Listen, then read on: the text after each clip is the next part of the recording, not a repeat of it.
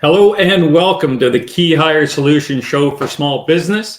I am Corey Harlock, creator of KeyHire, and today our topic is going to be how to motivate or address underperforming employees. But before we get to that, I would just want to welcome you to the live stream here. If you like what you're hearing, as they say in the biz, pound that like button or give it a like, give it a share, do something for us. If you like it, show your appreciation. If you want to catch up on past shows we've done, you can always check out our podcast. Matt, I might be catching you off guard, but you can check us out on the podcast. We're on all the major providers, believe it or not, which is very cool. So you can listen to it in the car while you're driving. You can always go to our LinkedIn page and like us there. And most importantly, if you have any questions that come up while we're doing the show today, please drop them in the comment section. We want to know what you out there want to hear, or even if you have a topic for a future show, drop it in there. We'd love to hear it. What is KeyHire? KeyHire is a talent strategy and acquisition company designed specifically for small businesses. 5 to 80, 100 employees, or 5 to 100 employees, $5 million to $25 million in revenue. Essentially, what we help you do is build leadership teams. Whether you're upgrading a current role, you need to develop a new role, or you have some growth on the books, and you need to your leadership team needs to evolve, and we need to add layers. We can help you do that and put the strategy together for to help you do that as well. So underperforming employees is a huge issue right now. People want to talk about Gen Y, Gen Z, all this craziness. And we're just going to talk in really kind of sweeping generalities today, because 15 minutes isn't going to be enough time to really get too deep in the weeds, unless, of course, you have questions that are real specific, then we can jump into those. But I think the first thing we need to do is define what is underperforming. Hiring good people or hiring people you think are going to be great will never compensate for bad management and bad leadership. We talk to people all the time. They say, if I can just make this one hire, everything will be great. And it's not, I always make the analogy, we're not trying to hit a home run. One hire is not going to save the day and make your life easier. It's really 4 singles. We got to do things in succession. We got to give them time to grow. We got to nurture that growth. And we have to, when we hire someone, set them up to succeed and understand what are the objectives of that role. Oftentimes, when we look at an underperforming person and we talk to a business owner and say, why are they underperforming? They start listing a bunch of things that aren't being done or aren't being done correctly. But maybe they were hired and they didn't have experience to do that. And then we didn't train them. Then we threw a bunch of extra stuff on their plate. And then we say they're underperforming, when the reality is maybe it's us who's underperforming as a leader. So that's the caveat as we get into this today. So there are really 3, again, sweeping generalizations here, but there are really 3 categories we're going to look at today in terms of underperforming leaders, employees, whatever you have. So number 1, we could have hired the wrong person. Number 2, we could have the right person, but in the wrong seat or doing the wrong jobs. Or the people we have could be lacking the capacity to do their job, meaning our business may have outgrown their ability. So let's kind of go back to the beginning. So if we look at, we've hired the wrong person. Now, if you've been listening to this show, you'll know that I preach using a correct and consistent hiring process. And if we use the right process, we are never going to bat 1,000. Lots of baseball analogies today. I guess the playoffs are on. We're never going to bat 1,000 because we deal with people, and there is lots of stuff that go on. There are a lot of variables with people, but what we always want to do is maximize our probability of getting it right, and putting in a defined and consistent, using the correct process to hire someone will certainly maximize the probability of hiring the right person. So what does it mean when we hire the wrong person? Well, I think there's 3 kind of areas here. And we've talked about this before. If we hire usually the least expensive option, that means the least amount of experience, because experience has value. And so we're hiring on potential. And when we hire on potential, that means we're hiring someone who doesn't really know what we do or have a breadth of experience in the world we walk in. And when we hire on experience, the ROI is long tail. It's going to take a while to get your money back out of that person. So the wrong person could be, we need immediate results, but we hired on potential. And we haven't even given that person a chance to deliver, because we wanted results immediately, but this person isn't capable of doing that. Fred, thanks for the comment. I agree. He says hiring the wrong person can kill your business. 100%. We're going to get to that. The second thing is maybe we hired someone who has a ton of experience and they can do the job, but they're not a culture fit. And this isn't PG, so we can say this, but we never want to hire the high-performing asshole. Simon Sinek said it right. He said, if you want to know who that person is in your business, just ask your employees. They'll all point to the same person and say, that's it. We never want someone who's really good at their job but a bad culture fit. If you look at that old 4-box diagram where you have experience up one side and then you have culture fit across the bottom, you always want to hire for that, top box. But if you can't get the experience you want, always hire culture, and you can train the experience. You cannot train people to be a culture fit in your business. My background, future life, used to be in hospitality. And when we hired people to work at the door, if on their first day or first week, you had to go and tell them like, hey, you look angry, like smile. You can't teach someone how to smile. If they're just looking angry all the time, they're just going to look angry all the time. So you can't teach someone to smile consistently. They can do it for like 10 seconds at a time, but eventually they're going to go back to that resting grumpy face, right? So that's the other thing. So the wrong person. So if we're going to hire on experience, make sure you run the right process to make sure they're a culture fit. Never roll the dice and say, look, I just need this experience in my business today. I don't care if they're the culture fit I need, because that will do incredible damage to the business for sure, right? Eventually, all your good people will leave and you'll be stuck with that person you probably shouldn't have hired in the beginning, and now they're holding you hostage because they know how valuable they are.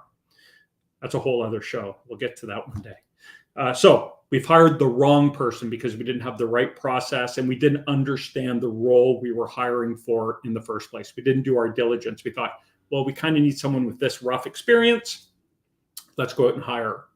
And I know the importance of that is because with KeyHire, that is the biggest part of the work we do, is really getting in and understanding.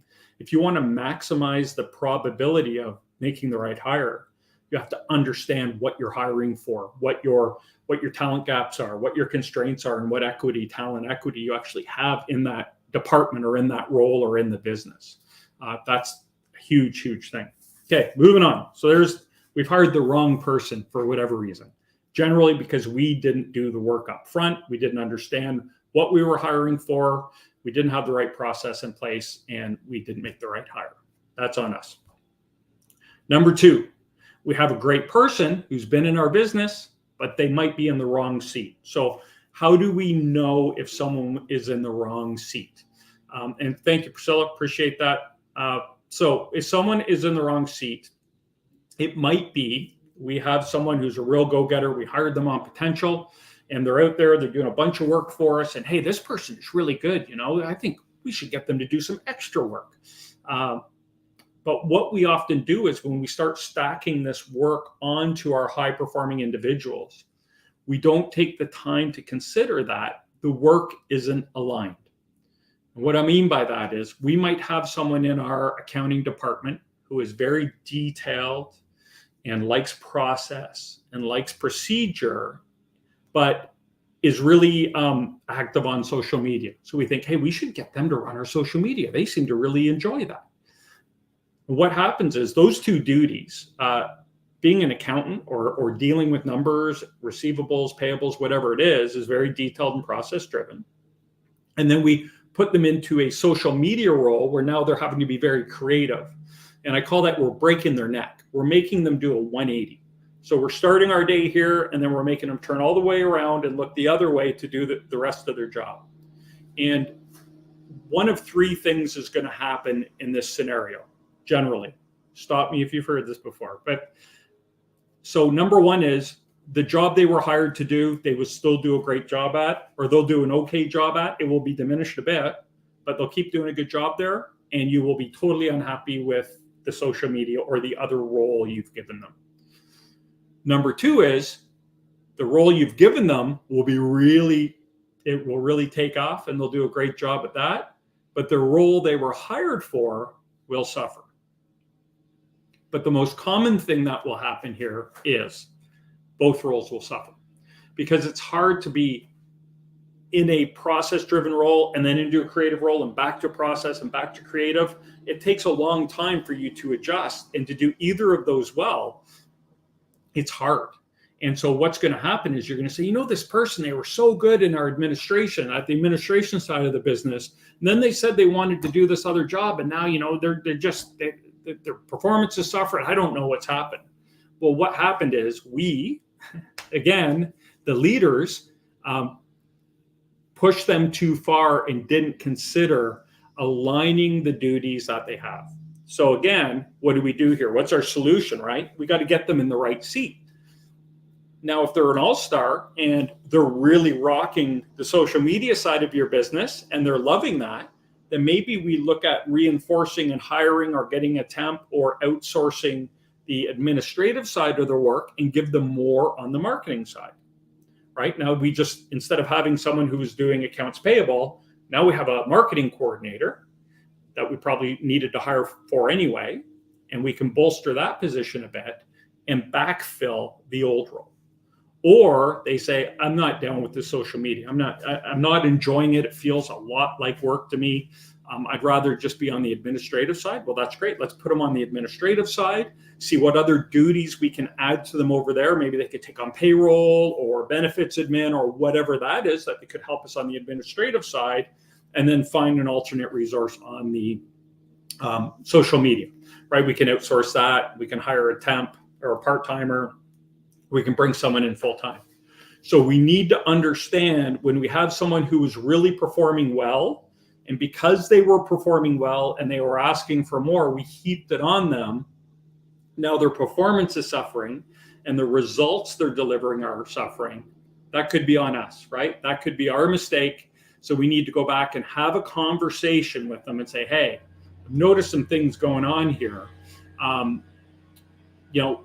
Is it too much? Are you having a hard time with the transitions? And then just another footnote here is also when a great employee's performance dips, we don't know if they don't have things going on at home. And this comes up more often than you think, but take the time. It goes with the conversation. You might say, hey, I've noticed your work has suffered a little bit. You don't seem as happy as you used to be, or, you're seem to be struggling. What's going on? They might say this social media is too much for me, or I just really want to focus on social media. I want to do this. Or they might say, I got some stuff going on at home, or I got some health stuff going on, or I got some relationship stuff going on. And as empathetic leaders, it's super important for us to understand that and help them through that. As much as we say, don't bring your personal life to work, when big things are going on in your world, it's hard not to bring them to work. And helping people through that will only build their loyalty and trust in you. And when they're back on track, their performance will be even better. So there's a couple things in there. We got a great person, they're on the wrong seat, / they got stuff going on in their life that we need to know about. So the way to motivate them and get them kind of out of the funk is understand, where do we need to put them? Are they in the right seat at the end of the day? Or are they in too many seats? And how can we focus their abilities and skills? Number 3, I'm going to get fancy, Matt. We talked about this. I'm going to try to present here. I want to show you guys. This is a little thing called Greener's model curve. Hey, look at that. There it is. And Greener's model curve kind of outlines the 5 crises of that happen within the growth of a company. And, KeyHire works right here. The first crisis, and it's called the crisis of leadership. Now, let me kind of walk you through that. So this goes from a company is young and creative and entrepreneurial, and the first crisis they hit is a crisis of leadership, which helps them transition into direction. So a crisis of leadership doesn't mean they have bad leaders. It means they don't have enough leaders. This crisis of leadership is where a business owner, everyone is their direct report. I had 5 employees, now I have 10, now I have 20, and they all just come to me when they need something because I know what's going on. Spreads the leaders very thin. Everyone's got their fingers in a lot of pie. Well, I do sales, but I help with production, and I do production, but I help with marketing, and I do marketing, but I help with sales, and on and on and on. And everyone's doing everything they should be, because when you start a small business, that's what you do. Everyone helps out wherever they can. But this is a transition. This crisis of leadership really represents a transition where now we're adding that layer of management in, right? And this is where we work a lot with our business owners, because we want to minimize the number of direct reports, and it's a big shift for a business owner. We want to minimize their direct reports and add leadership in and create that organizational structure and that reporting structure. So now this group of people will report to manager A, this group of people report to manager B, and manager A and B report to owner. And the reason I bring that up is a crisis of leadership often happens when your leaders or your key people run out of runway or capacity, which means the business has outgrown their abilities. They don't have any experience left in their tool belt. They have no more tools in their tool belt. All they have is a hammer, and we need more than a hammer now. And they don't know what to do about that because they don't have any resources to draw upon. And it's hard. It's a horrible place for your key person to be. This is often a manager who used to be great, who is now struggling. They might be missing deadlines. They might be blaming other departments when they never used to do that. They might be really short and grumpy, short-tempered and grumpy. They might start micromanaging the people they never used to. You might start hearing rumblings about them from other people, how they're not playing nice in the sandbox. And this is the toughest situation for a business owner to deal with. It's the hardest one for them to understand and recognize, for sure, to say, this is my friend, this loyal person, my family member who's been with me for 10, 12 years, for the good times, the bad times. We slept at the shop together. We've done all that. And then for the business owner to say, but they got me here, but I don't think they can get me there. Worst situation for a business owner to be in, and worst conversation a business owner will ever have, bar none. So what can we do when this top leader is struggling? And there's a few things we can do. Number one is we can offer to get them help. You can get them a coach, but again, long tail, right? You can get them coaching, but it depends how quickly. I mean, if you're scaling and growing, coaching will not scale this person up fast enough. They won't be able to keep up with the curve, right? They won't be able to match the growth of the company. But that's an option. Number two is you can go get someone outsourced fractionally to go and help you lead the business and help develop that person. Now that again, will get them moving in the right direction, but limited resources again. So what do you do when that fractional person isn't there? It depends on the growth of your company and how quickly you want to scale this rollout. Or number three is you hire an internal resource, meaning you hire a manager above that person. And someone who has the capacity, who comes from a larger business, who understands where you are and where you want to go and can scale that up. That's hard to go to someone who's been a loyal soldier and say, I need to hire you a new boss because your performance isn't there. And I don't think you have the tools you need, but I want to get those for you. And when we get to that point, you're really only going to have three choices at that point. Number one is you can say, hey, you can work with this new person and, we'll get you up and ready to take that next step. And that might happen, but that is usually not what happens, because they're going to be upset. They're going to be hurt. Their feelings are going to be hurt. They're going to feel a little betrayed. Number two is, you can say, we can move you to a different role in the company and hire someone to replace you. And, we can communicate that in a way that it doesn't, make you look bad. And we can kind of put together a communication that works for both of us. Or number three, you can say, and if you don't like either of those options, start looking for a new job, and I'll be happy to be a reference for you, and talk to anyone who wants to employ you to help you kind of facilitate that move, right? We owe that to them at least. That is the worst situation. But if you have a leader who's suffering, that could be what's going on. So this is usually someone who, started off as a line worker in our shop, and they showed up every day and they're responsible. So we promoted them to a supervisor, and then they became a manager, and now they're leading the shop. But the only experience they have is when our shop was $5 million, and now we're at 15. And they just don't understand what it takes to build process and procedure that will help the business scale. I went over, Matt, way over 7 minutes, but I think we covered it. Let me know your thoughts in the comment box, please. Any questions? We'd be happy to take on any questions. I think Matt has a couple here for us. So what do we have? What could cause an employee to start underperforming? So, we covered a bit of that, but I would say number one is capacity. The business has outgrown their ability. That would be number one. Number two, we have, as we outlined a bit too, heaped a bunch of work on them, and they might think like, oh man, they're taking advantage of me. Like, I'm here working 12 hours a day and the owner's heading home while I'm still working. I don't feel like I'm getting supported.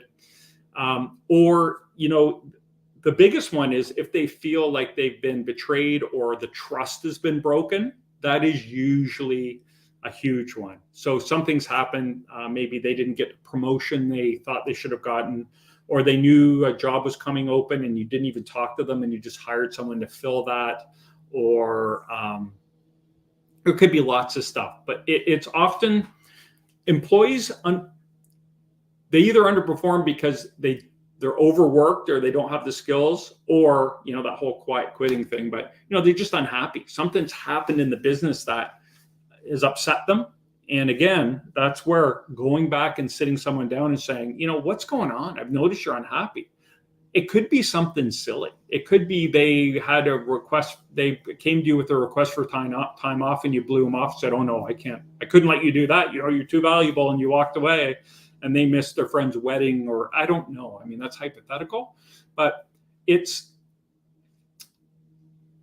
could be something really small that you could rectify just by having a conversation. It could be something big that you could still rectify just by having a conversation.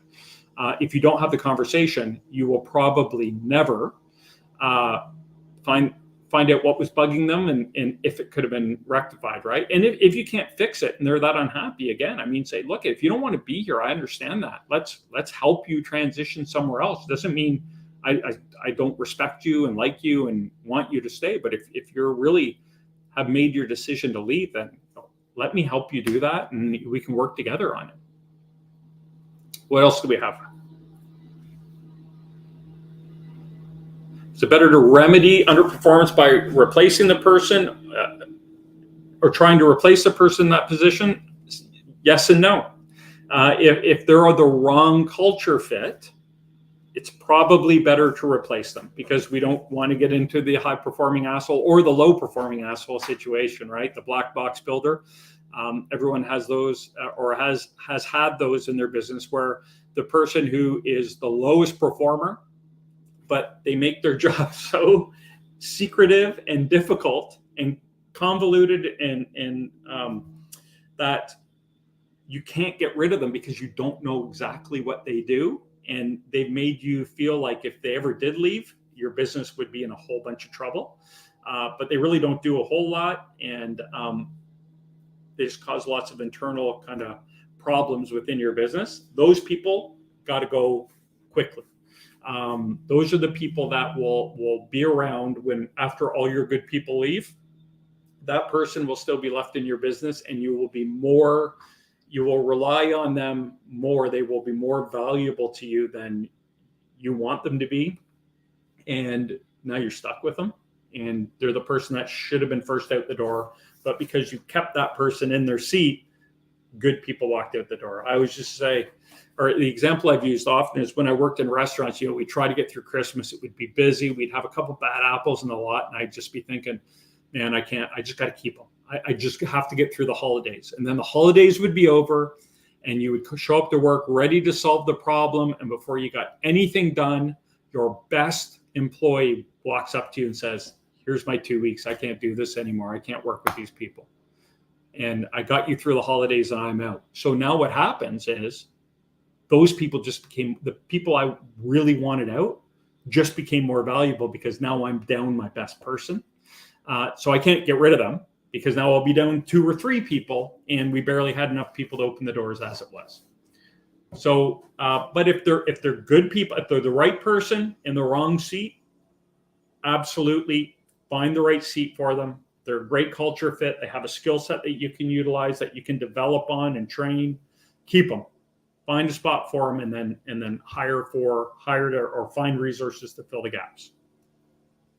What else do we have here? Last one. What are some red flags that an employee is underperforming? Awesome question. So it could be, and I go back to the beginning of my rant here this morning or this afternoon. How were we measuring performance? An employee could be underperforming because they were really overperforming, but no one noticed. So they just kind of take their foot off the gas. And that's an indicator that they're looking to leave. High performing people, if they have to take their foot off the gas or aren't at least being acknowledged for the work they're doing, eventually they're going to go somewhere where it's a high performing environment and people are acknowledged. And that's just the way the culture is. So that could be one. Like they're just frustrated. It could be frustrated for lack of acknowledgement. It could be frustration of not having the resources or other people in the business that are a bad culture fit. Other people that are a bad culture fit are your biggest enemy. That is one of the most damaging things. If you have a business with 20 people in it and 2 of them are bad apples, 10% of your workforce is upsetting the other 90%. The other 90% are not happy working with them. And if those other 90% are really good people, eventually they're going to leave. They're going to walk out the door if you don't address the 10%. A simple analogy is I always use the ABC employee, and I hate it. It's super general, but it works for this. A's are high performers, right? So if you give them a task, it's either done on time or ahead of time, to the standard or above the standard you wanted. And if they run into a problem, they'll like knock on your door and say, hey, just ran into a little roadblock here. How do you want me to handle it? Good. Okay. I'll have this to you tomorrow. A B player will get, if you ask them to do something, they'll get it done on time or a little late, to the standard or a little less.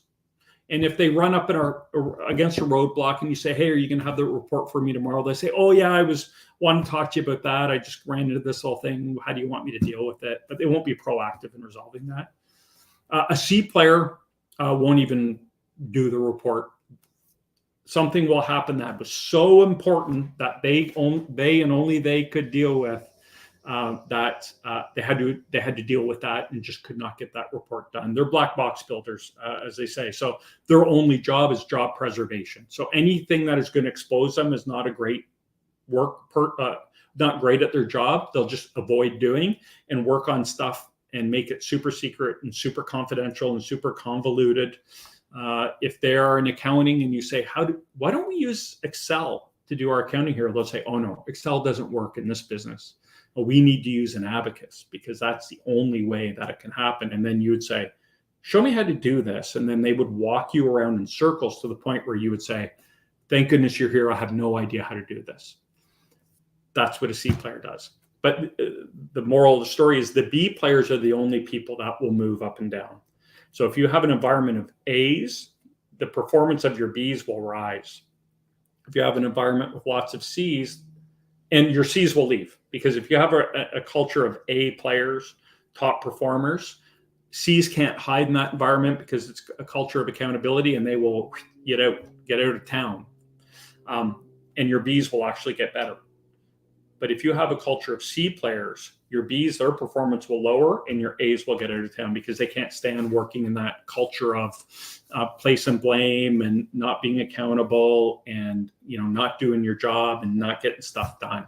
So that's important stuff to know. So some red flags, man, I went way off, but red flags employees are underperforming, or we might even replace that with need help or need to have a conversation with you. Are previously happy and top performing people are no longer happy and maybe missing deadlines or a little grumpy, or they start placing blame, or they stop taking on the extra stuff. And you'll notice when your best people aren't at their best. And that's where I go back to just have the conversation. It might be something totally unrelated to work, but if you're there and you can help them, that buys a lot of loyalty, and that will go a long way. All right, I think that's it. We're 2 minutes over today. I want to thank everyone who joined us. I think we had one of our biggest RSVPs to our show yet. This will be up on the podcast, I think, next week, or we'll have a new show up next week. I don't know if it's this one or not. So please check us out on there on all the major podcast providers. You can check out all of our videos and previous live streams on YouTube. And you can like our LinkedIn page and keep up to date on what we have going on. If you like this and enjoyed it, please hit that like button and share it with someone who you think would be valuable. If you are having talent, you need to talk about talent. Underperforming managers, you need to upgrade a role. You're thinking I might need a new position, or I just don't understand why these people aren't performing the way they used to. Give us a call. On our website, we have a free consultation. No weirdness, no sales, just help. We're happy to spend a half hour with you and pick your brain, learn what's going on in your business, and make some suggestions of how you might be able to tackle that. If you like what you hear, maybe you want to work with us. So until next time in 2 weeks, this is Corey Harlock with KeyHire Solutions. Thanks for listening.